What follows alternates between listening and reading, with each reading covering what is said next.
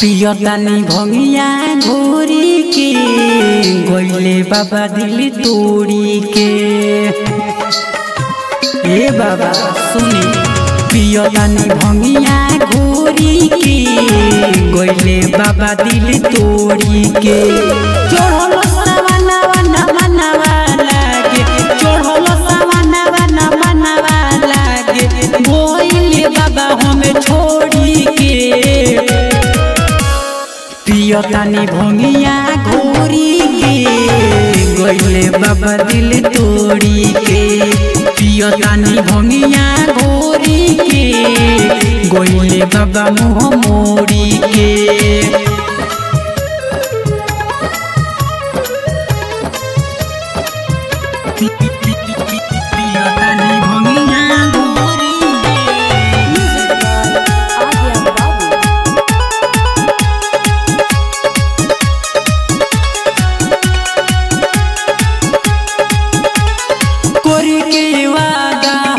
से बाबा कोइले बिया घात हो ऊपर जिंदगिया में बाबा कौन भी उदबास हो।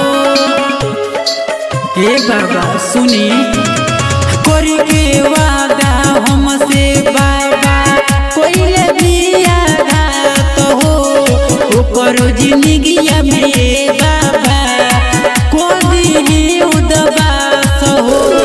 रोहित लगवा हमारा तो, रोहित लगवा हमारा तो जलवाया के चढ़ती हाँ। पियतानी भंगिया घोरी के गइले बाबा दिल तोड़ी के। पियतानी भंगिया घोरी के गइले बाबा मुँह मोड़ी के।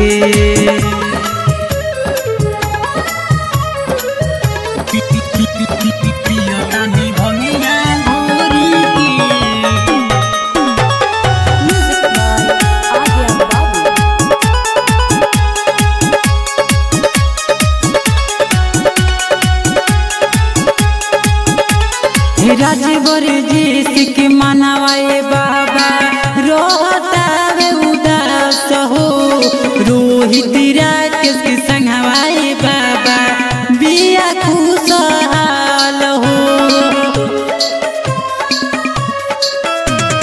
राजबर जी के मनावाए बाबा रोहता उदास हो। रोहित राकेश के संगवाए बाबा बिया खुशहाल हो। भूल नहीं पाइब ए बाबा, भूल नहीं पाइब ए बाबा बचपन के हम प्यार के। पियतानी भंगिया घोरी के गइले बाबा दिल तोड़ी के। पियतानी